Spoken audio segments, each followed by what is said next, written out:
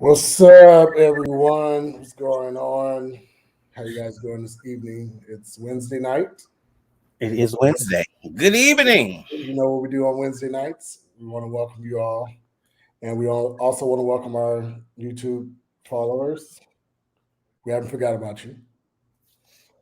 YouTube, yes. Hope you And guys then are having a great. y'all know the routine. We pray that I can share it to our page. Y'all do Whether we y'all get something right tonight, something just a little think bit, something right tonight. we gonna get it together tonight. Let me start now. And we gonna pray that I get it right this time. Let me see. Um We got an exciting show for you tonight. We got a guest coming on, my big bro. I'm excited to have him on. Um, he's a giant in all areas of life. Uh, Politics, music, everything, just like everything. So we may have just a conversation tonight. Just Follow him on uh, Twitter. Follow him yeah, on well, follow him Twitter. on Twitter, follow him on Instagram, follow him on Facebook, everything. Just go listen, go to iTunes, go grab all his music, grab the group music, Chad and Sherry. I think they have a new single out. Go grab it, go snatch it up. But we'll talk about that more once he get And on. of course, I can't find the page. Here we go.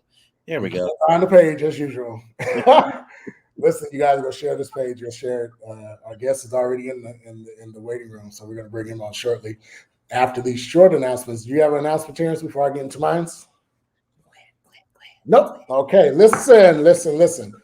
As we embark upon our 50th church anniversary and the 50th anniversary for the Luxon Choir, we have a couple of things going on. I don't know if you've seen the video that me, Uncle Rusty, Auntie Mary, and Auntie Lynette did on the Pops page last Thursday. If you haven't, go back, go view it. I'll share it again on this page as well. We are on the road to 50. We will be celebrating 50th anniversary October 14th through the 16th of 2022 here in Oakland, California. We have a wonderful weekend planned. But on the way to 50, on our road to 50, we have a couple of things that we're going to be doing throughout the year. So the first one is tomorrow night on the Walt Hawkins official fan page, you will be excited because we have a one-on-one interview with the Hawkins family. They will be interviewing, just asking, getting asked questions about how the church started, all that kind of stuff. Whatever you want to know about the Hawkins family, they'll be giving an interview tomorrow. Pastor Jamie, Auntie Lynette, Auntie Fetty, Cousin Kimmy, Marion, Denny will be getting an interview. Hopefully, Uncle Daniel will be joining. So, Nick, and stay tuned on that tomorrow. Okay, tomorrow evening at 8 p.m. Pacific Standard Time. I know it's kind of late for our East Coast family, but hey, there's always replay. All right. Then, uh, because we're going to do this thing every Thursday, we're going to interview a few people from the ministry. We couldn't do everybody because we only have 52 weeks. So we are asking all of the membership, past and present, to go to the flyer that I have on the Walter Hawkins official fan page and my page as well. And I also post it on here. Give us one of your most memorable moments with the ministry and with Pops, him being your pastor and your bishop. And send us a picture. We're going to put that and post that on his page. And we're going to do that throughout the whole road to 50. So we want to get all the members, come on, let's pour in and get this stuff done. That information is on the flyer, where to send your picture and your statement, basically, your reflection, or what Love Center meant to you. How did it affect your life, and how did the ministry affect your life? How did the music change your life? All right, that is all my announcements. I think you have any.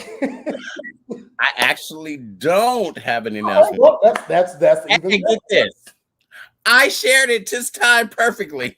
great. Look, listen here. I want everyone to get on here and So, share. We're going to bring our guest on in a little but I bit. want to before we do. So, I don't have an announcement, but I want to remind you guys.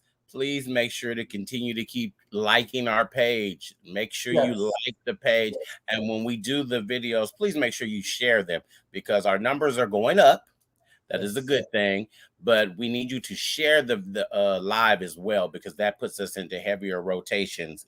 And as we transition, we're going to be working on a website, and we're trying to go. And our faithfuls are coming in. Hey, Alicia, how you doing? And when you comment, you become, your numbers. We see you there. We see you. And then we have like this. We're having a Christmas party also. That's the other announcement. December 26th here at my house.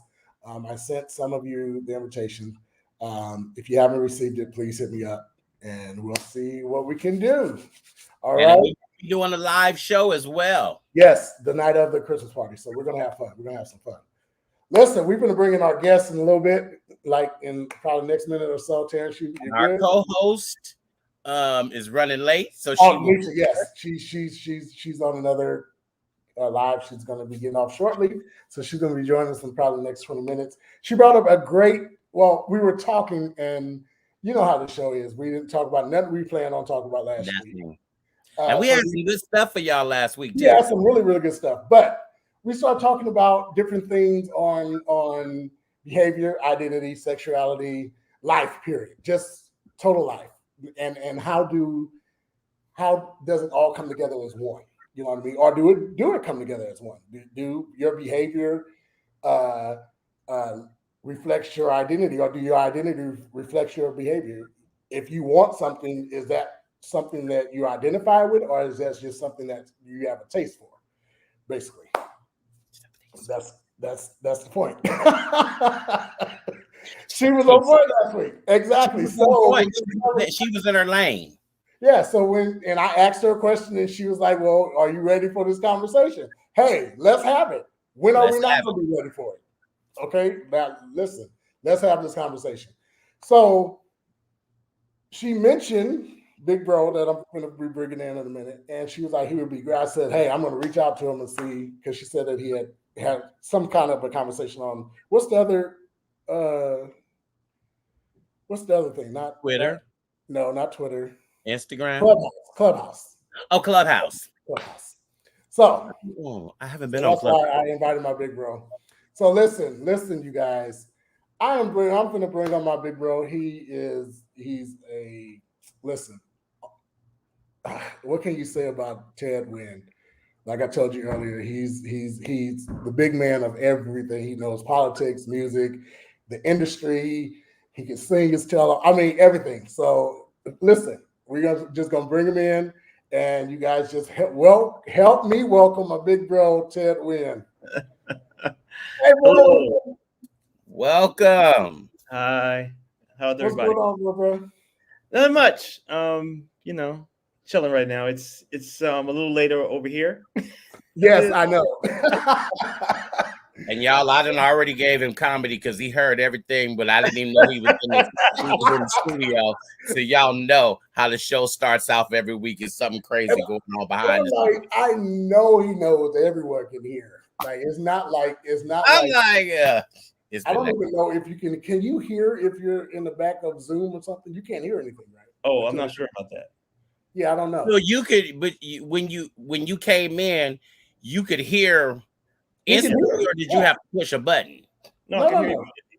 Like when he come in and he's just sitting there without me bringing him, everybody can hear and see. Y'all lucky I didn't say nothing crazy. Look, I text you and said, "Stop talking." Look, I just saw that. I just saw that. So y'all know we have great conversations. Welcome, bro. Welcome to the Perspective Talk Show. Thank you so much for joining us. Thank you. As I said, this is the conversation that we've been playing with and like talking about, but it's just like, okay, let's have the conversation. Like let's let's dive into it at least for part one. Because I'm sure it's going to go on and on and on, and the questions may start flowing in or whatever. So we'll see how we're going to handle that. But but before we do that, let's hop right on in, because everybody that doesn't know him, if you don't know him, you've been up under a rock, right? But Ted and Sherry are coming back, baby. That right there. Ted and Sherry are coming. Y'all know when these two singing, woo, when they get Listen, together. bro, I didn't heard that song because it's on y'all other album, but I've been playing that song over and over like it's brand new. Like it's brand new. Well, it's a brand new version. I mean, you know. Okay. Okay. So I'm just like, okay, well, okay, I got it. Because I like that whole that was y'all first CD, right? Yes, exactly. Yeah. That CD is incredible. So Yeah, thank you. Like, I appreciate that. I don't know where they can get it at, if they can get it, if they still can get it. Can't really get it, so we're fixing that. Okay. In that we are recording the album again. Okay. Okay. Yeah. Y'all look out for it. Y'all look out for it because I'm we're gonna reimagine, but we're gonna release songs individually, not like so. It's not gonna be like the whole thing is coming out like so. Yeah. As a matter of fact, on the 19th, maybe in a couple of weeks, maybe the 26th, we're releasing the first song from the 20-year anniversary edition, which is "I'll Be Thinking of You." So we reimagined that one, and it feels good. It was a lot of fun. Feels good. It'll be available in a couple of weeks. Yes, sir. Yes. And then if y'all didn't know, we just have to highlight him. He is one of them great vocals that had the opportunity to sing with the living legend himself, Richard Smallwood. Yes, sir. Absolutely. And not say that when Richard Smallwood is just like the writer of all writers, and he wrote for his singers to just sing. And the background vocals, these singers are just, amazing. So when we talk about Ted, there's so much you can say about him. And when you go on, I think, who has it? Maybe 5 or 6 years ago, you took your nephews on the cross country tour. 2018, 3 years ago. Yeah, that was an amazing thing, you guys. He took his nephews on a cross country tour so that they can get out and see what most people don't see. It's very true. Yeah. And they stopped in Oakland. And they stopped here. That's right. Hang out and have dinner. And I just thought that was an amazing thing, because you don't hear that, especially in the African American community, that somebody says, we're going to get out and we're going to do a road tour. They usually say, we're going to go to one destination, we're going to get out there. He did an actual road tour where they were driving and going to places that we just don't typically go to. Yeah, it was 8 weeks, and my sisters thought I was crazy. They were like, "Are you sure?" And I was like, "Yeah, I'm sure. I love the boys. They love me. We'll be fine." It was good. It was amazing. It was absolutely amazing.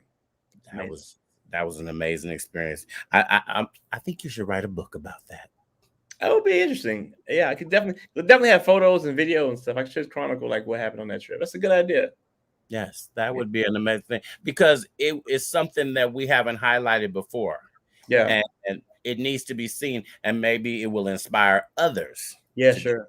Well, I did get some feedback from some people who were following us on social media who did say they were inspired to do like a couple of things with their family, not like cross country 8 weeks, but like, take a weekend and go someplace. And sometimes it's not even about, cross country. There are many people who live in cities who never really go outside of their neighborhoods. So sometimes maybe just like, find a park that's 10 miles away that you never went to. And just go out there and sit out there and have a picnic or walk around, or, go sit and talk to your friends, your family, or whomever. It's just having different experiences. I think it expands us as people. Yes. And if you don't follow him on Twitter, Instagram, every piece of social media, you need to be following him. Listen, he gives you wisdom. He drops nuggets. He drops and I really I'm so curious.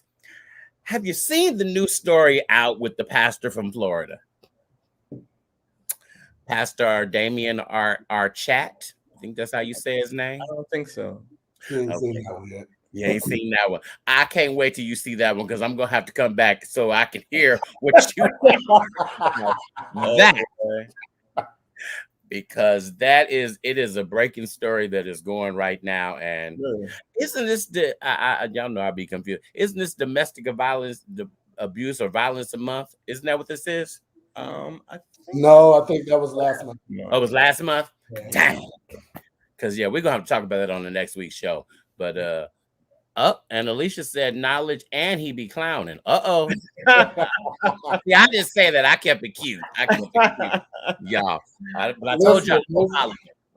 Listen, my bro, he's my big bro, and I love him so much. He definitely has been there for me, like through a whole lot, especially when Uncle Ed passed. He stayed a couple of days after everybody went home to make sure we was good and just chilled out and hung out with me. And I really, really appreciate that, bro. Like that meant a lot to me. It meant a whole lot to me. So I'm not going to get sentimental. Try to hold it together tonight. Please hold it together. Listen, so life, behavior, and identity. Listen, what I had a question, and I wish Denisha was on here because she's like really, she's aiming for this question. But is identity and I'm going to just jump right in, actually. Is my identity my sexual act, or is it that my behavior?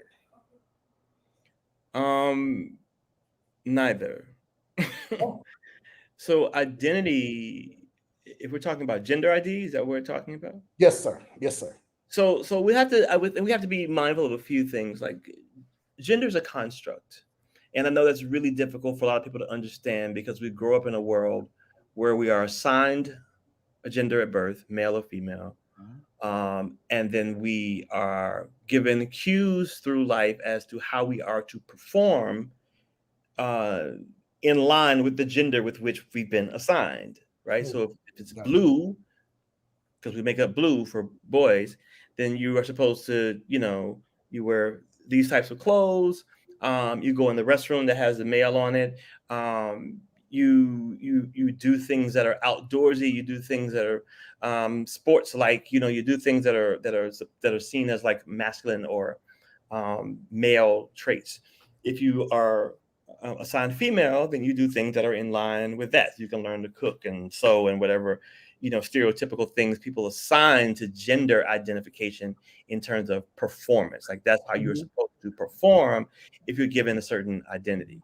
The problem with that is that gender is so we're given these two options. Yes, you're a male or you're a female, and you have to fit inside these boxes. So if for those persons who don't identify as either male or female, who we call non-binary, or people who feel they were assigned the wrong gender at birth, we call people trans because they're transitioning to the gender that they identify as.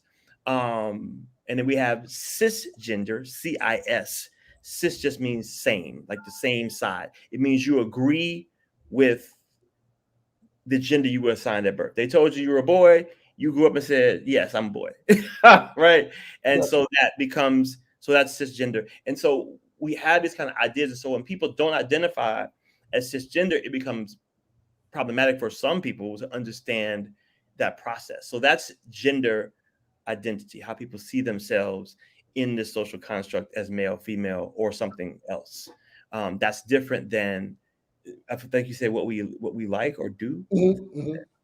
That's sexual orientation. So well, actually it's both. So sexual orientation and sexual practice are not the same things.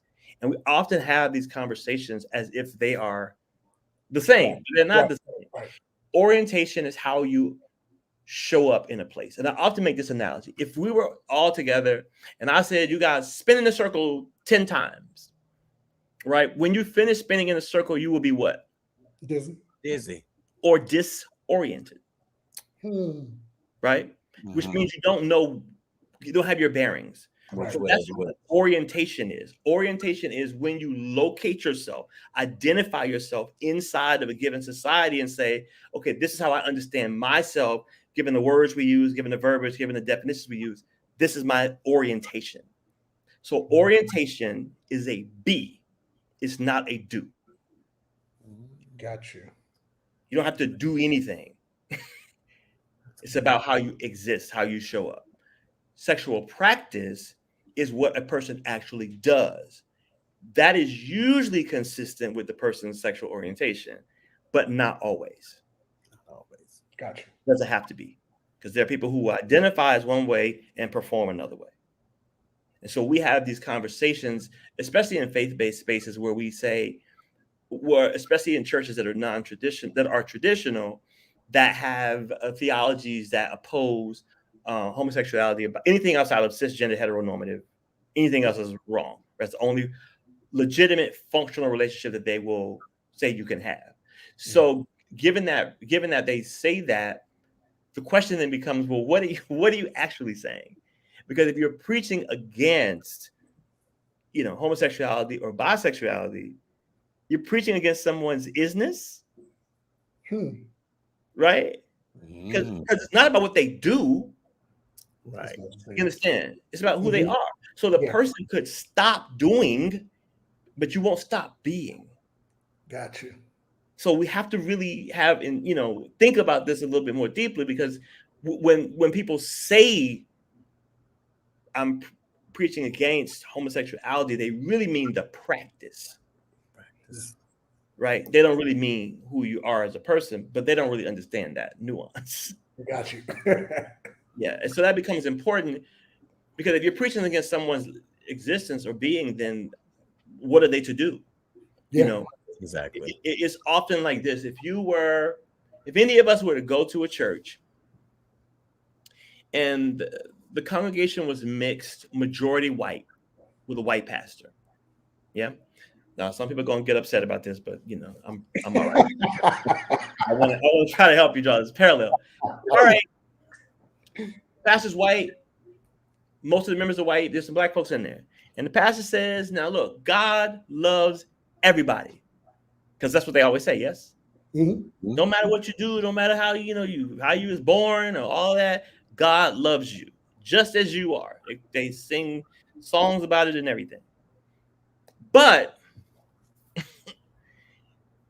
the only way, well, let me say it this way. God loves everybody, even you Negroes, right? Even you black people. But the only way to really please God, the only way to be acceptable to God, is to be white. Wow. Now, I know that you can't really change yourself and be white. Wow. That's good. But just be as white as you can be in your performance, and we'll work with you. Yeah. Wow. None of us would go to that church ever again. Yeah. Right. Ever. But that is the same thing that anybody who is in the queer space, who identifies as queer in any way, that's the same thing that you're being told if you go to a church that's not affirming. Exactly. God loves you, but the only way to be acceptable is to be hetero. Even if you aren't hetero, act like it. Perform it. Yes. Right? Yes. That's going to change who you are. Yes. And then that creates a whole nother situation with a person, because now they have to pretend. They're confused. You know what I mean? They have this double life that they have to pretend to be a certain way in church. It's just, our co-host is joining us right now. Denisha, hey. Hey, Ted. How you doing? Well, how are you? We had already jumped into it, sis. Like, y'all jump right into it? Okay, all right. Okay. So they say a party ain't a party till a girl shows up to have fun with the boys. So y'all can have all the fun you want to without me, but I'm here now. So what I was saying is, so that causes double-mindedness, or it causes a person to live a double life, if that makes sense. Well, yeah, when people feel like they don't have options, then people do resort to whatever they feel is necessary. Yeah. And so if someone, again, is telling you that there's only one way to exist and there's only one way to have a functional, viable, God-approved relationship, then you don't feel like you have options. And so then you are, in that instance, people make choices. And so you have people who have these relationships that they feel like, are the only ones that they can have. And many times they're not authentic for them and they're unhappy. because it's not authentically who they are and how they show up in the world, and it's not really what they want. And it's something I had this conversation recently with somebody about, stimulation and the like, because I'm not really like, I don't do a lot of spiritualizing, right, when I have these conversations, because I feel like it's more productive to have a conversation based on data points and facts and science, because those things are studied as empirical data, and these things are proven, and we can all understand them. So we talk about, like, when people talk about, again, sexual orientation, and say, well, because I had somebody tell me recently, I just don't understand. A cisgender hetero guy said, I don't understand how, like, a man can be attracted to another man. And I was like, you mean you don't identify that way? Because you're not telling me you can't understand it. Like, are you, like, I mean, what are you saying? Because you should be able to understand it. It just doesn't work for you. Yeah, but these are the nonsensical, pseudo-masculine things people say. Like, I just can't understand it. Well, that's a ridiculous notion, because you are also someone who will see a guy and say he's ugly. Well, if you can tell if someone's ugly, what are you measuring that against? Yeah. Right. It's just, I mean, this is just not really intelligent for us to be doing this at this point. So let me just say it to you this way. If an individual, irrespective of how they show up, is attracted to someone, then that person is before you and you're talking to them or what have you, something happens in your brain, which you cannot control, right? And something is ignited, which then releases hormones in your body, which causes you to feel the butterflies or the excitement or whatever those things are that your endorphins, make you feel, what have you, right? And if things move in a certain way, I don't want to be too graphic. No, that's fine. In a certain way, then you have a physiological response, right? In your body responds in a certain way, which again is something you don't have control over. Yeah. So again, that's what's happening inside people when they find someone attractive or they're stimulated by something externally. So again, I don't understand why people are confused about, like, this conversation. It's like, yeah, I mean, either you are attracted to, whatever you're attracted to, like, you understand that how attraction works on a very base level, and it's all the same. It's not different. And it's so, that's the point that you made is so perfect, because there's a conversation going on about Malik Yoba, and he came across a transgender that he didn't know was a transgender, and he found himself attracted to the person, but he didn't know that it was a transgender. But the first reaction of the look is what he got. I don't know if I completely believe that, but I'm only saying what the man said, because he's already expressed his interest and attraction to transgender folks. But I think that that's safe cover for folks to say, I had no idea. I did not know. There is an element of that person being trans that also heightens your excitement and attraction to what's going on, and that excites them. But I think that that's always been the safe language that people have used. I didn't know. But I won't throw him under the bus, though. Oh, I'm not throwing him under the bus. I think what he's saying now is different from what he said. What he did, everything kind of first unraveled. Yes. Now he's like, I like women in whatever form they show up as, and that's how he likes it. And that's what he said. Whatever form they show up as. So if it is a trans woman, he still would be attracted to them. And that's where we need to transition into whatever works for you. Because at the end of the day, it's you. It's not anybody else. And we need to go back to where our bedroom is not the everyday conversation, because some people, they turn that into the main conversation. And if we go back to that, mind your business. Because what are people, if you swinging from the chandelier, I don't care what you're doing in there. It ain't got nothing to do with me. I don't care. I think you're right. I think that's fair. But I also think that we have to be careful not to make these conversations reductive and make them about sex. Right. Because it's just not. That's not what this is really about. This is about how somebody, again, is oriented, how they show up in the world. And we all are, have lived, grown up in church. And so if you ever went to perform at a pastor and his wife's anniversary service or something, you weren't thinking about them having sex. That wasn't a part of the conversation. They were talking about the ministry, and they were talking about the family and the children and trips and funny this or funny that, and it's the humanization. It is being dignified in a way that gives you full personhood that we should be talking about. So even when people say that, I say, like, let's kind of stay away from like what happens in your bed, because again, sexuality is a be, it's not a do. So I don't have people don't have to do anything to be oriented in a certain way. Even if they're not having sex, right? It doesn't change the orientation. So I think we should have a more a bit of a broader conversation, so that we do move away, to your point, where it's about move away from these bedroom conversations and just talk about people's humanity and how Ted, they you bring up a really good point. It came up last week when we were talking. There's a lot of folks that even when they arrive at a place where they affirm their identity and they can just sit with the wholeness of that and say, you know, I'm not in the closet, I'm not, you know, trying to wash it off every night, but then they still have a number of other things to unpack sexually, and they may not be sexually active at all with the person that they are physically attracted to, because there's still some other levels of things that they're unpacking.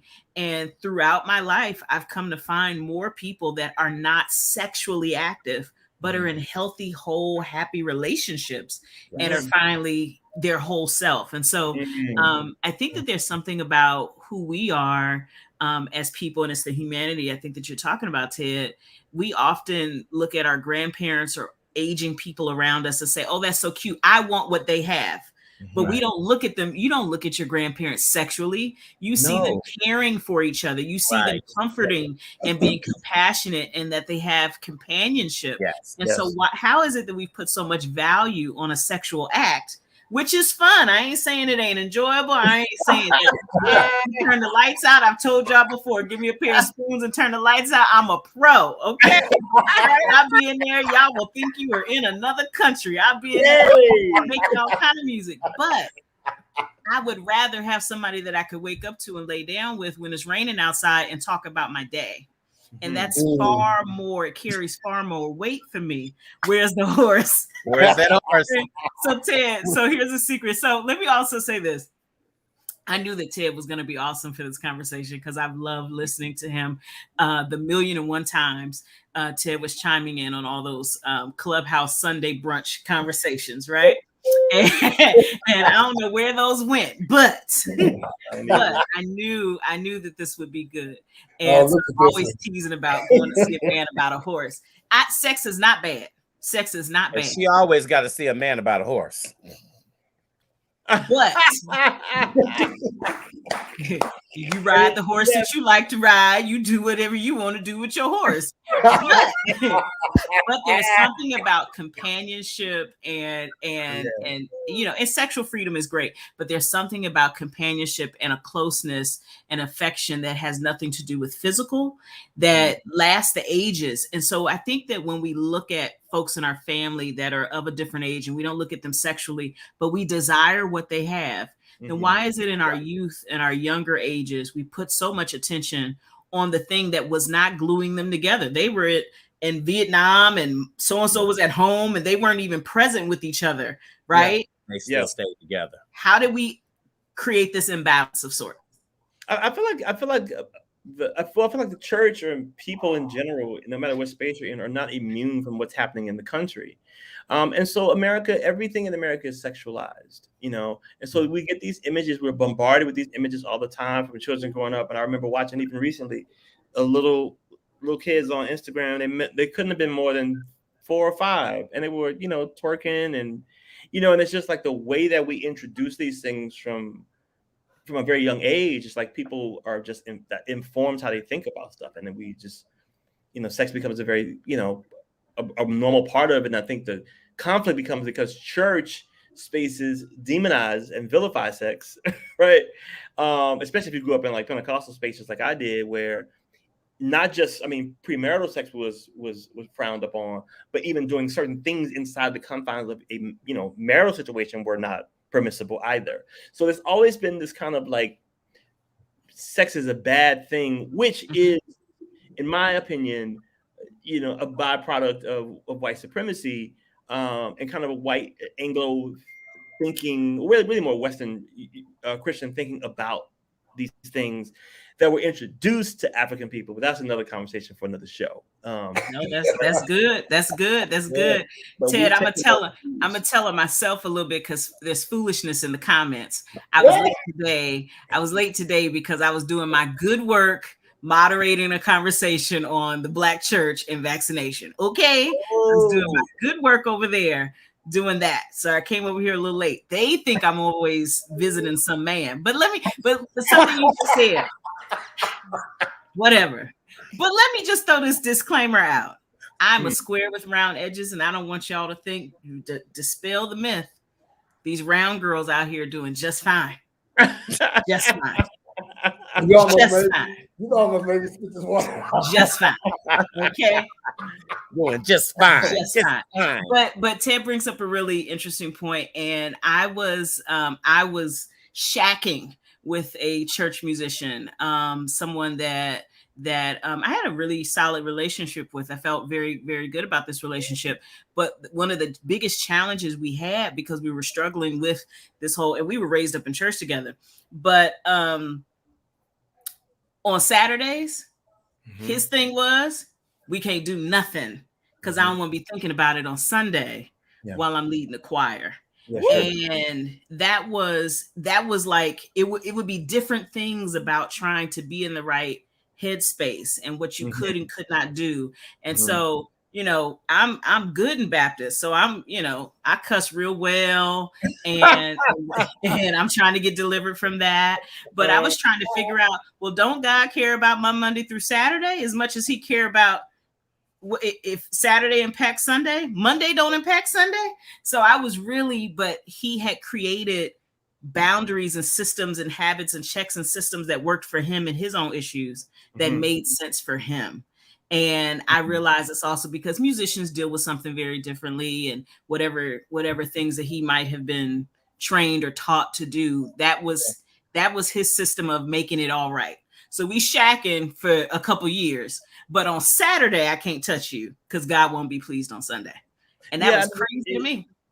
I think that's really common, honestly, but because we're given, these legalistic ways of thinking about things, we're given these rules. God is emotional, and because we really humanize God in so many ways, right? And I think that we are really projecting onto God how we feel about these things and what we think about these things, and I think it's completely nonsensical. I mean, I respect everybody's right to do what you do, but it's just odd. But it's like not stepping on cracks. Like, it didn't make sense to me. I was like, what other kind of we're not gonna split the pole? Is God gonna be mad at that too? So I couldn't make sense of it. But we do create these things to make ourselves feel better or think that we can make it make sense or come up with some agreement with God. I'll only do it this way. I won't cuss on Sundays. We won't drink on Sundays. Not on the Lord's Day. We won't do this on the Lord's Day, but in every day here. So it just didn't, the little things. These are things we've been conditioned to think and ways we've been trained to feel and believe in terms of what's holy, what's pure, what's righteous, what's sacred and what's not. And many times people have not really done the work of working through their own type of contradictions and conflicts, because what we're not, faith spaces are not thinking spaces, right? They're spaces that really where we go to be discipled, where you go to be indoctrinated, where you go to be, trained and taught, and that's really it. You're given rules of how you're supposed to conduct yourself, and so there are very few people, unfortunately, who once, acculturated that way, who do the work of deconstructing these ideas and building a faith system that actually works for them. Because that takes time and diligence and effort, and it's not easy. Right. And there are moments of doubt and fear, and I've gone through much of it myself, like growing up in every faith space you can think about, from Baptist to Independent Holiness to Kojic. My mother was apostolic, so it's all of them. And so just having all of these different ideas that were still all Christian in some way, just required me to do a lot of work, because there were things that didn't make sense to me. There were things I just couldn't reconcile. And there were things that were honestly unacceptable to me as a person of faith about the way they were teaching about God. Because I was like, well, I don't like, if that's God, I don't want it. Right. That just doesn't really make any type of sense. And so again, most people, I don't think, to your point, they should really do that kind of work. And so they really do have the, the Saturday, the Sunday, the whatever day kind of thing they have, because they haven't really paused to think, like, does this even make sense? And if it doesn't, then what should I be doing? Or where should I move? Or how should I feel? What should I believe? What should I think? And it's daunting for people because it's especially when you've grown up hearing so much, hellfire, brimstone, damnation. God's gonna, I was so scared of God as a kid because I was like, God is sitting on a throne, Yes. an older guy who's just mad all the time, who's just waiting to like beat me over the head with a stick. That's the slightest thing that I do, and that was my vision of God. Noel Jones said something years ago that I thought was quite fascinating. He said the way that we understand and believe God is a combination of three things. It's what we read, what we believe, in our life experience. And he said, and he believes that if God had an issue with us perceiving God differently, then God would just manifest in a way that we could all see and understand and say, okay, this is what it is. But that hasn't happened, for, I think, a lot of reasons. But I think that we also have to be sensitive to, where people are, how they got there and what works and what doesn't work. And I'm making no apologies about it. I'm not evangelical in that I don't feel the need to, be out here preaching and screaming at people, telling them you need to be a Christian. If I meet somebody who's a Muslim and they're happy in their faith, hey, do you? It's fine by me, because all of us have faith systems in which we believe, not that we can prove, not things that are, beyond a reason, beyond a shadow of a doubt. These are things that we believe. Right. So if I'm believing something, then, who am I to say that what you believe is wrong and what I believe is right? And then we sing when we all get to heaven. It don't add up. It don't add up. Right. I just think I think we're in the season where we really do need more affirming churches, and because it will help a lot of people. It will help, as long as they're not doing it for the wrong reason. Because we have some affirming churches that they're not doing it for the right reason. And you see the people come and then they leave the church immediately.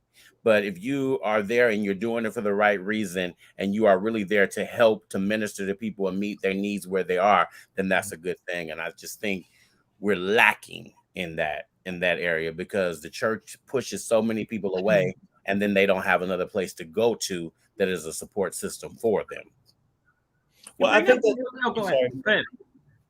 that's true, but I think also that, a lot of people have to be honest first, right? Because I've talked to a lot of pastors who, to use the term that you use, who are affirming. I talked to a lot of pastors who pastor fundamental churches who don't believe that people who are queer are in any way in opposition to God in the way that they show up and exist and have relationship. But they're afraid to say it in clear terms because of the backlash. So the first thing is people have to be honest enough and bold enough to actually, say what they actually believe, think, and feel. And I think that would create a space. The other thing is, I don't know. I'm not here to, be a spokesperson, but I don't know that queer people are like, make this kind of big to-do special, whatever. It's kind of like, just normalize us. You know what I mean? Just treat us like you would treat anybody else. True. Yeah, it's the same thing. Like I said, if you don't, Black people are not walking around saying we got to be special. We want equity. We want the same as everybody else has. And I think that if we're able to have conversations that are fair and honest and normalize every expression of humanity, then we move into a safer space. I agree with that a lot. One of the things I noticed, and I've done some consulting with some affirming churches, and when you start to pull back the layers, the same issue of any church can be found in every church, right? Mm-hmm. And so even in the affirming places, I have found If it's women, if it's female or women led, then men in the congregation feel as if they are tokenized, or that they're just bag carriers.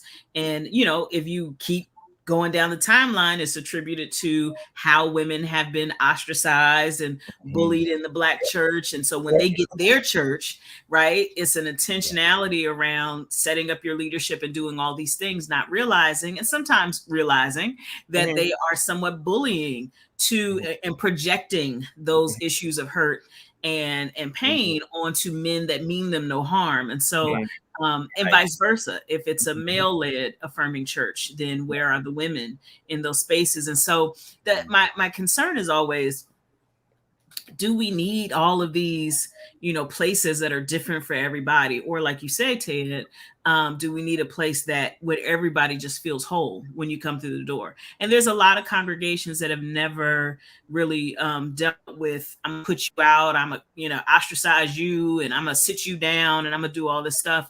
And I've been in some of those places, and I'm like, there goes my gay friend, and there goes somebody else I know, and that's who somebody. And so oftentimes when I'm, growing up, one of the things, and I had a number of people in my life at one time in my congregation when my pastor came out, and it was weird and it was strange, and it was like 90. Oh gosh, Cara, when was that? Like 96, 97. My pastor, he come out. And here we were, traditional Black Baptist church. Yeah, some of y'all have heard me say this before.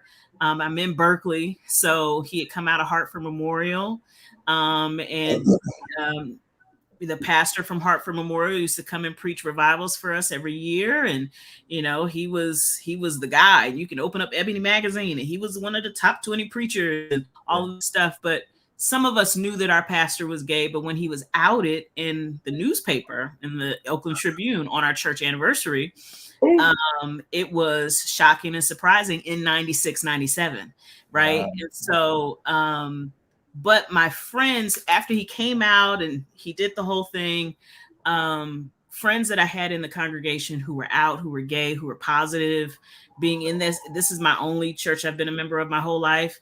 And so that was the start of me working in HIV and doing biomedical interventions and kind of being involved in that work. But I realized when talking to those folks, when it was like, we're going to leave, we're going to go to this place. And some people did leave to go to other congregations. But I had some real deep down conversations with folks that said, I just want to deal with what's between Genesis and Revelations. I don't want to come here and be the gay guy who's out and, pitching this position or being on one side or the other. They were coming just to deal with what they wanted to deal with and get something from scripture to last them throughout the week. And oftentimes we want to make people like, Ted, tell me how you feel about this. I know we're talking about sex and we're talking about sexual freedom and all this other stuff. I've said to a couple friends recently, when they bounce around and have gone to different churches and they've been in praise and worship, and they're like, oh my God, I feel so good about this place. It feels so great. And my first question to them is, are you sitting or are you serving? And do you know who you are if you're just sitting in that congregation and being served? Or do you only like the congregation that you can be on the stage of? Because for a lot of folks in ministry, on the singing side, who are you when you're not without a mic in your hand? Do you really believe in what that message is? Yes. Right. Does that message, would you go to this congregation if they weren't paying you? Come on. Come on. But that's what I learned very early on with a lot of friends who were outed, and we went through this huge, crazy split and then another split. But people were like, I'm not coming to be gay Black man on Sunday. I'm coming to be person who wants to hear a hymn. I want an anthem. I want some scripture. I want some responsive reading. Like, that's what I came for. Not for responsive reading. Yes. I'm good Baptist. I'm Baptist. Yeah, there is a pastor, I should say, who had, and the church, I guess, is not really known or seen as affirming, but he had the church ordained 2 openly gay ministers. And he called me and asked, like, should we, make an announcement? Like, should we do? And I was like, I'm not those people, but I don't think so. I think that, again, it's just treat them like you would anybody else that you would, that you would ordain. you know. So I think that it's just a matter of, you know, again, normalizing people's existence and their humanity. And I know we're not, I mean, and I don't want to sound like, you know, like I'm being like an ideologue, or we have this kind of, we live in this like utopian space. I know that we have to do a lot of work to get there. Yeah. And so there will be people, you know, along, I mean, a little people, because it's for me, it's no different than people saying like, you know, I don't want to be seen as the Black person who does whatever. I just want to be seen as the gymnast or the whatever. And I think that's great. And I think that's where we should be ideally.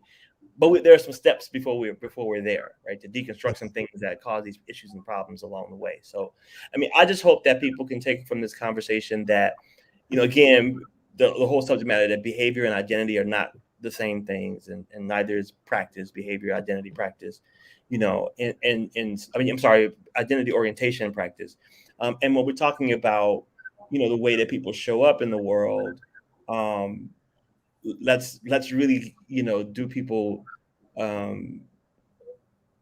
let's do people right and have an honest conversation about their full humanity, and not put people in these boxes and pigeonhole folks, right? And I think it's also important to say that, you know, we also have to understand and grapple with in ways that we need to, that sexuality is a continuum. And that confuses people as well, because I've talked to people who said, you know, I just don't believe in bisexuality. I'm like, why? Why not? They're like, well, I just was raised that way. You know, you were gay or you were straight. No. Okay.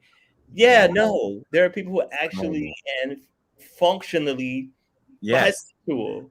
Yes. You know? It's the way they show up in the world. And now there's some people who are gay who say I'm bisexual. It makes them feel less whatever. I know that's a thing, but there are actually that is a thing. It's a thing. Yeah, it is. Yeah, but there is a lot of people who are sexually fluid, and I think that where bisexuality might be hard for folks to comprehend, when you talk about sexuality being fluid and your attraction being, you know, what excites you, and who's doing it may not matter. And I think, Chris, you know, when we were talking last week, Deshaun, about there's an unwillingness, Ted, that I referenced, that I think also contributes to, there's an unwillingness on behalf of partners and relationships to go down certain routes with their partner, right? And so if there is not trust, if there's fear, if there's a number of other things, if your partner says, do you trust me to take this? Will you walk this journey with me?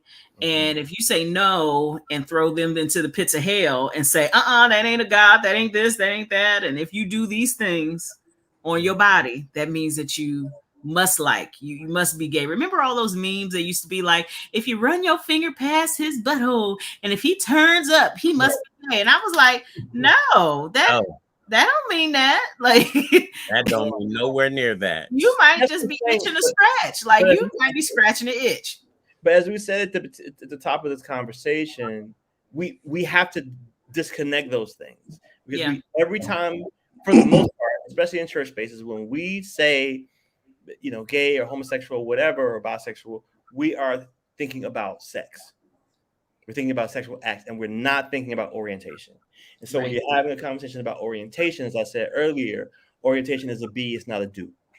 So it's just however you show up. You don't have to do anything. And I've had this conversation with friends who didn't really quite grasp it. And I always make this analogy. I said, if you had a friend, you know, you grew up with your friend, let's say from kindergarten all the way up, and your friend was a, you know, deeply religious person who didn't believe in premarital sex, is what we're going to say. And these are two guys. All your lives, you talked about, you know, you were attracted to girls, you talked about girls, you dated girls, etc. But he never had sex. And this friend died at 23, a virgin. And I asked the question, if you were asked, would you say your friend? You laughing? I wasn't. It came in my head that he was so unfulfilled. Right. That's where I went. I was like, ooh. You couldn't see it on their face. They was like, he died a virgin. Oh my God. It was just like, oh, bless his heart. I was like, oh my God. There are worse things, trust me. Because you can have horrible sex and die, and you never figured out what you really like. And wish you had stayed a virgin. I'm sorry. Well, just saying. Because there's some I would take back. So if you had this situation where this person dies at 23 aversion, and somebody asked you, was your friend straight or hetero, what would you say? And they all said yes.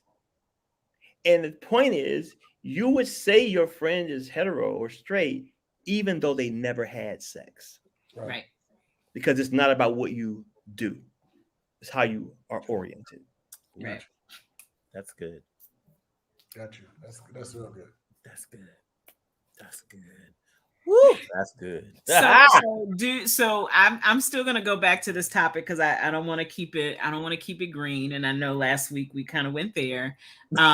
Does our unwillingness to sexually explore with people, is it that we have a lack of trust in the bedroom? The people that we end up in relationship with, sometimes we settle for those folks, but if you don't trust them with your body, then how can you really consider when somebody wants to walk into another space? And it may not be that they want to, I'm not saying that people want to introduce, an extra partner into the room, but they might be into voyeurism. They might be, I can't keep telling on myself, but they might be into tantra, they might be into all sorts of things. And so if they want, there's nothing wrong with polyamorous. Thank you very much.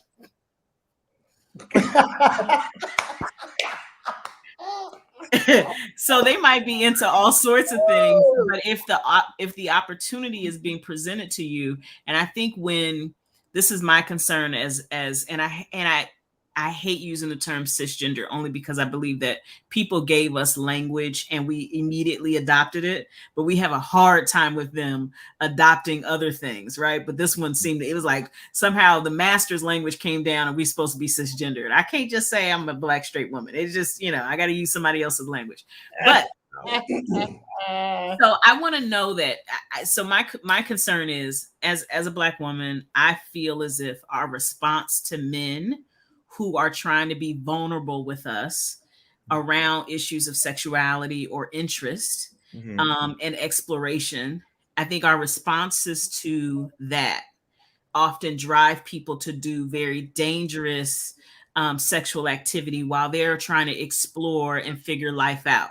And so if you have a woman that you've been with, you grew up with, maybe that's your high school girlfriend or whatever, you figure y'all are so cool, you're super cool, you keep each other's secrets, don't nobody know y'all went to the clinic and you didn't have that baby. Like, you figured you done went through some stuff together, so you can say, hey, I'd love to try this, or would you be open to this? And you find a way to introduce it, and her response can make or break, can really set off a decade of, oh my God, like I'm all over the place trying different things, and I can't have sex unless I'm high. I can't have sex unless, so many layers to it. And so this is just me saying, as a woman, I think that men also do this to women. So I will admit there might be things I have said to a partner, and I've had people who have been like, I can't believe you would. And I'm like, oh, we are never going nowhere because you're not even like halfway interested. Like you don't throw glitter. This is boring sex. And so I think our responses, I'm saying all that to say, I think our responses to the vulnerability of our partners when they are trying to walk that road with us, and it's an acknowledgement of trust, but our responses shut doors on them or put them on a different path that might be very harmful to their health and ours. Yes. I agree with you. I think that's part of, again, the way that we are socialized and conditioned as people, and what or men, I should say specifically, and what we're told and taught is acceptable and not acceptable, and how, again, goes back to what I said about gender performance. When you are assigned a gender at birth, then there are certain performances that you are given, things you're told to do that are consistent with that that gender assignment. So then that creates this need, if you will, in quotes, to perform a certain way and to present a certain way, and to not be seen as weak or vulnerable, or however, whatever word people associate with these things that they feel are less than masculine. So I do think, to your point, you have to have relationship with people whom you can trust. And I think also that it may be helpful, if you're unclear, to just have general conversations about sexuality, sexual expression of it, as opposed to like specific things about what you want to do if you're not comfortable. Because people will normally tell you kind of what they're comfortable with as you kind of go along, or have a friend who did this, or have you thought about this? Have you heard of this? Like kind of introducing it in ways that makes it more conversational, so you kind of know the boundaries, if you will, of that person, and if that works for you now, because maybe it does, maybe it doesn't. That person. Mm-hmm. I see Cara is exploring tantra, and look, I'm trying to tell you, when you figure out what you like and you get good at it, and you get good at it. That's the key thing. You will ask yourself, you get good at it. Why wasn't I doing this a long time ago? Why didn't they tell me? See, I told you, and that's why I say poly is a beautiful thing. It's a beautiful thing. When you know what you're good at. We have somebody that wants to join the community and just be a part of a community, but we'll see. We'll see. This is great. This is really, really great. I'm glad that we did this tonight. Charmaine said, "My worldly babies." I'm as churchy as it gets, Charmaine. As churchy as it gets. And I'm so far away from being as churchy as it gets. Well, I appreciate this platform and you all having this conversation. I think it's important to have with so much happening in the country, and specifically in Black spaces, from the comments from the baby to Dave Chappelle, to like all the conversations people are having, and it's a complicated conversation to have with a lot of people. Because there is a real resistance from a lot of folks to be open and think through these ideas, even contemplate something that might be different than what they've been told or taught, and not realizing that they don't acknowledge and appreciate and realize folks who live at intersections. And so Black people are quick to talk about Blackness, but not people who are Black and gay, or Black and trans, or Black and female, or whatever. Like it's just it's a weird kind of thing to me. And I often say that we have to be careful, most especially cisgender heterosexual Black men have to be careful not to become the white men of Black people. Because the question becomes, are you really fighting for equity for all Black people, or do you just want the same privilege as white men? Right. Ooh. It's a real conversation. So if we are going to, and it sounds almost cliche at this point, because it's been said so many times, but there's so much wisdom in Dr. King's quote that injustice anywhere is a threat to justice everywhere. I don't think people really understand, like, the same systems that are used to marginalize Black people, America and around the world, are the same systems that you are weaponizing against people who are marginalized or more marginalized than you are. So whether that be women, or Black women specifically, and Black trans women and queer people, like, we have to be really careful about that and have conversations. And I have lots of people who call me about the Dave Chappelle thing. I'm like, look, here's a point. Like, I'm not trans. So what I don't have is a lived experience as a trans person, and neither do you. Right. So what would be helpful to us as a community is to stop telling trans people what is and what is not offensive to them, and listen to them and try to learn something from them, so that you can have some idea of what they're saying and why they found certain things objectionable. Like, what does that cost you? Right? Some time and compassion, right? For Black people you say you love.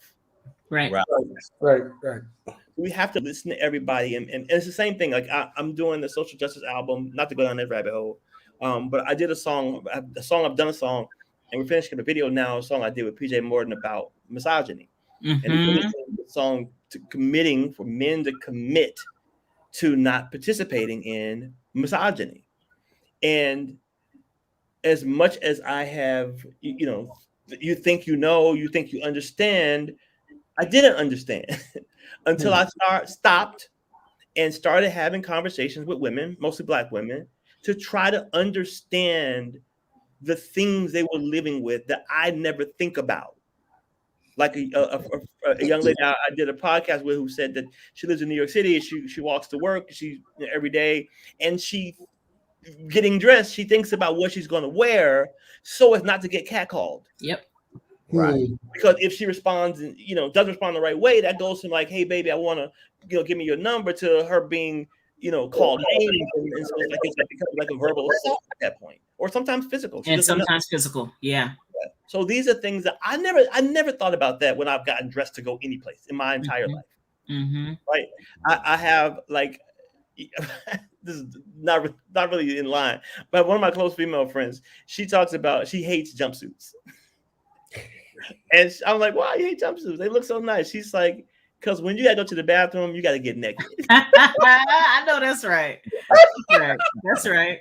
And I was like, oh my God, I never thought about that. Yeah. You gotta take the whole thing off. She's like, it's not what you want. Like the public space. Like, so I think there are different experiences, challenges that women contend with. That again, if we really are concerned about all people, then we listen and we learn. I have a cousin who's trans, and so I have, I've talked to his father about what that was like for him, because my cousin at first identified as lesbian and then said, no, I'm actually trans. So that was a whole process for his dad, who I grew up with, to, have to adjust to. And I think that's a fair conversation to have too. I don't think you need like people's permission to be yourself, but when people have certain ideas, especially parents, as I think most parents do, and it's not working out the way they thought it would, I think it's fair to give them some space to kind of regroup. Right. I call it a mourning process, actually, because there is an idea that they had that's dead. Yeah. Yes. A name and a person and a set of memories and photos and I mean that not just for trans people, also for if you have a gay kid too. Yeah. My mother and me. Yes, I know it well.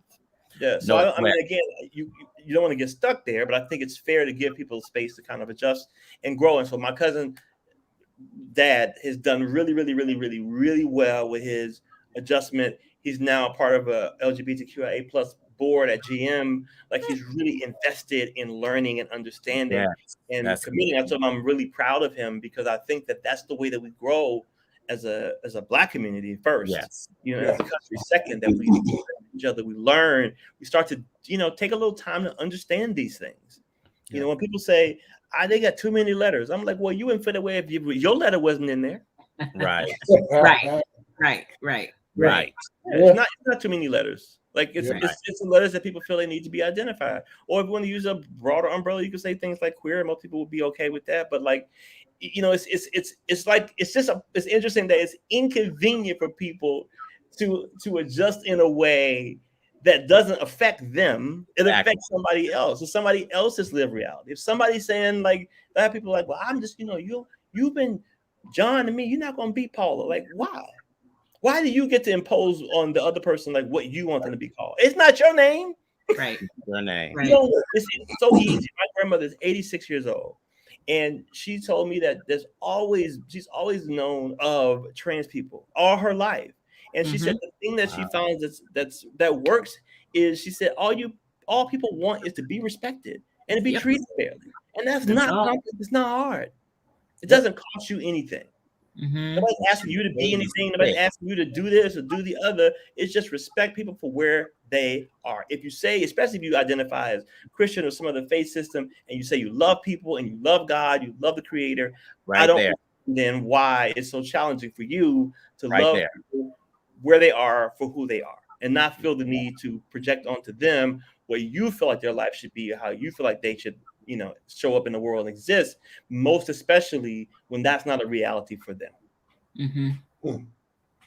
And I think so people are having problems too, because I love Billy Porter. I love him in all of he is, but Billy Porter has taken this door and kicked it all the way open, and there's so many different facets to him. There's so many different things, and it's being pushed right out and people just don't know what to do. They don't know what to think. They don't know what to say, because one day he's this, one day he's that, but he is living his extreme life, what is comfortable for him, and he found that space and he got in that lane and it's working. But so many people think it's not working, and then it turns into where you have in the community, there are so many people that are negative against him because they feel that he's doing so much.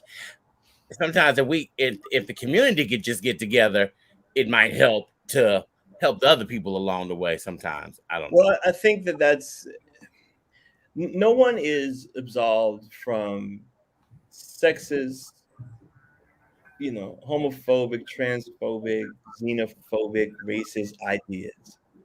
I have had some conversations with women that have really made my head spin. Mm-hmm. Women who were defending patriarchy. Right.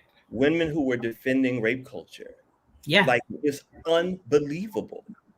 But they have been conditioned. They have effectively drank the Kool-Aid, right? And so you do have people in the queer space who tout anti-gay rhetoric, who believe, again, in my opinion, because of the construct of white supremacy and how they've been conditioned, that there's certain ways to show up and certain ways you don't show up. And Billy's doing too much and he shouldn't do this. Like, just none of that matters. Just wait. But even inside that space, you still have these ideas, again, because nobody's immune. You still have these ideas of, masculine gay people, feminine gay people, like what those things mean. There's still this tiered system because it's still a reflection of the patriarchal system that we live in.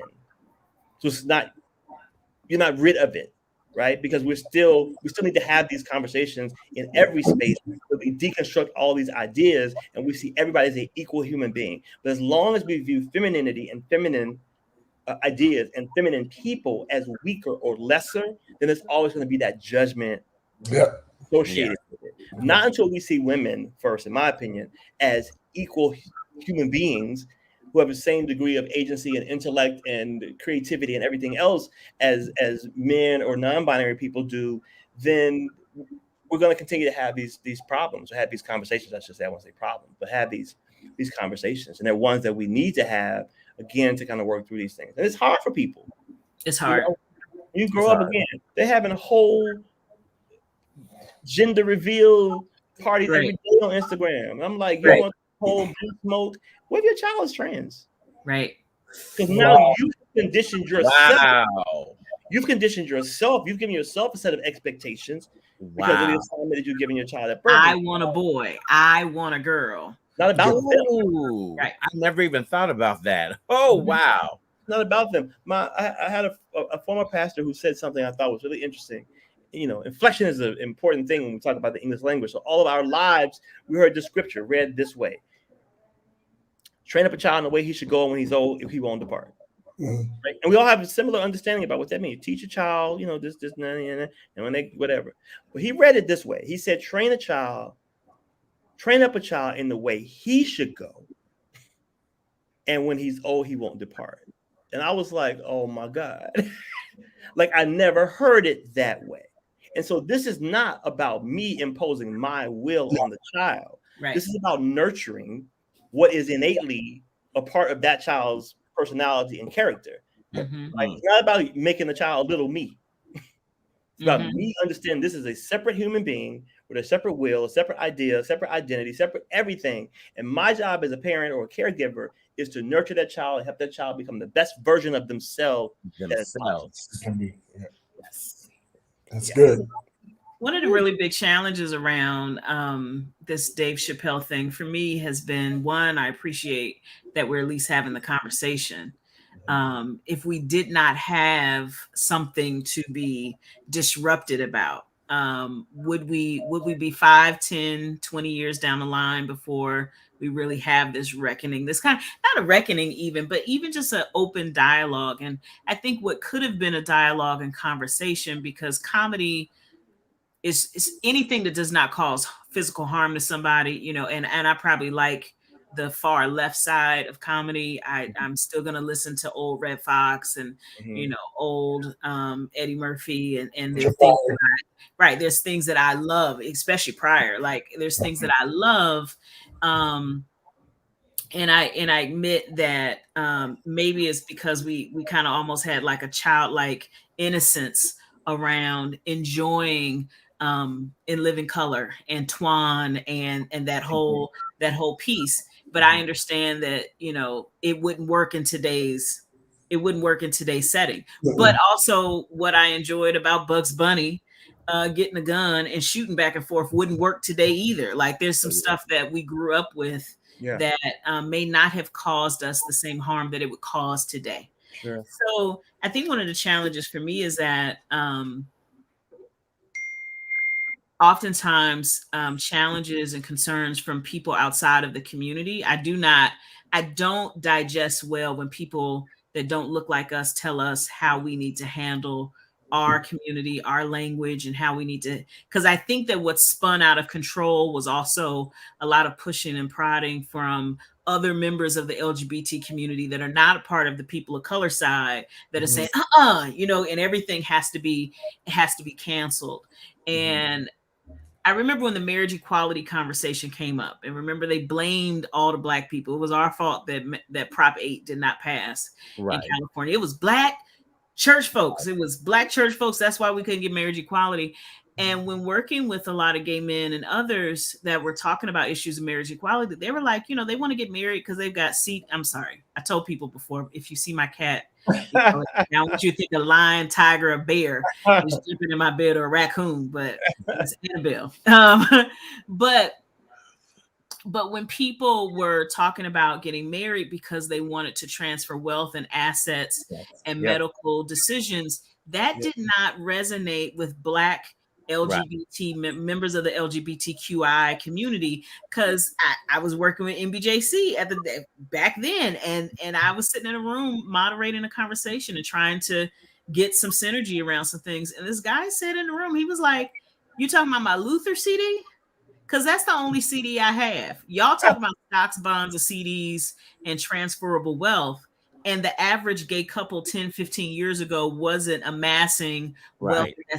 They were living together in underserved communities. There was no transfer of wealth. If you were passing away, you were getting cremated. But white folks with wealth that wanted marriage for their community said, this is good for us. Black folks were saying, well, good for who? You didn't talk to us. You told us that we want to be married. And maybe that's not where I am. And so I think that's the same issue that I'm struggling with on this Dave Chappelle issue. There's some narrative and language that we have inherited from other people outside of the community telling us how to have a family dialogue. Yeah. And I think that there's ways that we can communicate with each other, have some dialogue, come to a place, but we can't do it with the master's tools. We can't do it with our slave owners' tools and say, this is how we're going to do reconciliation. And this is how we're going to do, like, we are a community. South Africa had Truth and Reconciliation. And so if you could go through South Africans having a Truth and Reconciliation Commission to address and deal with how people were murdered, killed, land stolen. That process was far more humane than what you hear people saying about this Dave Chappelle situation. Yeah. I think I hear that. I think Van Lathan posted something a couple of years back, and he said, I wish I could have a conversation that only Black people could hear. I do understand that thinking. But I think on or offline, like, again, I've had a lot of offline conversations, which for me are much more productive with Black people. And the challenge really in many instances is the starting point. Because if your starting point, again, is a Judeo-Christian fundamentalist kind of format, like, it's not really going to be productive. Right. Because you're just not going to allow certain expressions to be legitimized, so to speak. You're not, because you're told you can't. So that becomes difficult for a lot of people to have those conversations. And I think I'd love to your point, I would love for more of that to happen. But I don't know, like, what format that happens in, where it's productive, where it's respectful. Yeah. I feel like Chappelle sitting down with Black trans women, having a dialogue is something that could be meaningful. Where he's actually asking questions and listening, right? And they can ask him kind of what informed his thinking, why he feels the way he does, etc. I think if they did that, even if it's like a Facebook Live or if it's something they record and put out later, something like that could be helpful, just so people can be heard. Because that's what I feel like the conversation really should be, an exchange of ideas, right? Not necessarily you telling me how wrong I am. Right. That's not productive. Yeah. Because there's so much healing that's necessary. Like, I feel like there's this deep chasm between Black trans women and cisgender women. There's some repairing that has to happen there. There's a lot of finger pointing and breaking down a relationship there. Black lesbian women and Black gay men. It was as if everybody had a favorite team. Exactly. During the Chappelle thing, and it was like only Black lesbians could speak up because Black gay men needed to shut up. We don't want to hear your voice. And it's like, if you're really angry at men, we got to unpack that. But it can't be that men don't have a voice because Chappelle is a man. And so if you don't like these things coming from men, then we have to acknowledge where you are in terms of these gender issues and things from your past that also affect how you hear things, right? So if you can't hear it from a man, say you can't hear it from a man. But if I go to an LGBTQI comedy show in the city, I don't want to hear the same shit. And then I'm going, but you're laughing. Right. So it's in the delivery. It's who. Yeah. And I think one of the things that people aren't as honest about is there's a whole lot of frustration because Chappelle's example, and when he chose to lift up somebody who was trans, it was a white trans person. And so here comes the Black community saying, here you go again. If you're gonna lift somebody up, you're not married to a Black woman, you're lifting up this other community, and what about us? And so if you feel like there's some missing relationship, let's put it all on the table and address all of that. I didn't know he wasn't married to a Black woman. I mean, I guess I don't know. No, I think she's Asian American. Okay. I think that, I thought that was interesting too. And I also think that these anecdotes. Plus, nobody was marrying Dave Chappelle 20 years ago. We act like Dave Chappelle is who we see today. We talk about Dave Chappelle 20 years ago. Nobody thought he was funny. Black folks were saying he was a square. He was, he was a nerd. And now he wants to be everybody's favorite. Like, we are so bipolar when it comes to that. Yeah. I think that when you have that happen, like you said, with this woman his friend who is white, was a white trans woman, you also have to be careful that that we don't use like an individual's experience or an individual's relationship with somebody to define what's happening for an entire group of people. Very much, when I heard him say it, it's very much akin to like, I have Black friends. I have a Black friend, right? Yep. White people say the same. Yeah, I don't know why people don't see these parallels, but it's strange. And so I told a friend of mine, I was like, well, look, his friend could have had whatever relationship she had with him.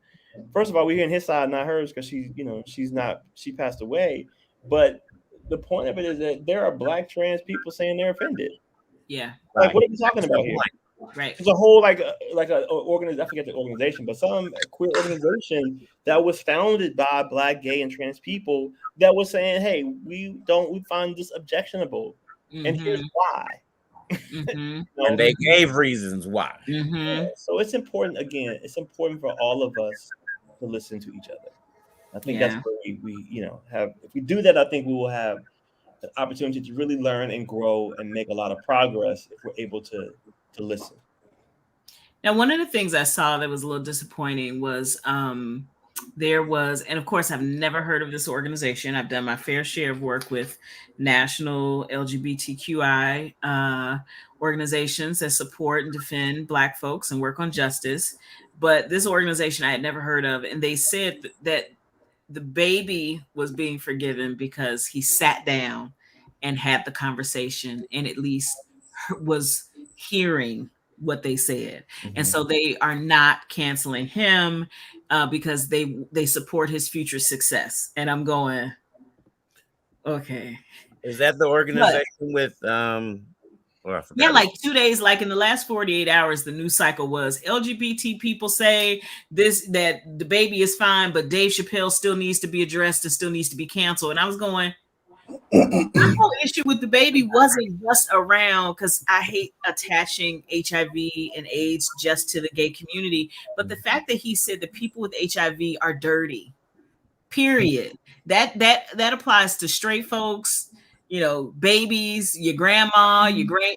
It's just, these are sexually active people, and you said people who have been afflicted, and the most afflicted in this country are dirty. You talked about your community. The Black community wasn't angry about it. The LGBT community lifted it up and said this is our issue. But he was talking about all of us.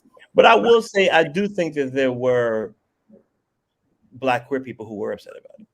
Yeah. I was just surprised this organization was like, we good now. He had a meeting. I saw that too. I don't know who probably wrote a check. I don't even know who that organization is. I never heard of them ever. Ever. Yeah. It's probably some people even got together. Somebody who got a check. Mm-hmm. So they were called Relationship Unleashed.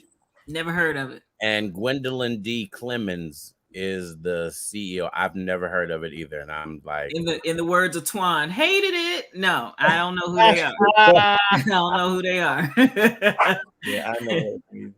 Yeah, I'm clueless as to who they are, because I just, that's a whole nother conversation. Because I follow so much information out there in media, and that was like, that's a whole nother. Yeah. Well, listen, this has been a great conversation. Thanks, y'all, for letting me join late. I apologize. Yeah, it's all good. We had told the people that you was gonna be late, so and that you had to see a man about a horse. That's not what I was we didn't doing say tonight. that. That's not what I was doing tonight. I was look doing back. my good work. Listen, I want to thank my big bro Ted. I know it's late Yes. in Atlanta. Thank you for joining us. Listen, you got to come back and join us again. Absolutely. Come back and join us again. Listen, you guys, I hope you guys enjoyed this show this evening. You all stay on here. Don't go nowhere. For all our friends, share this.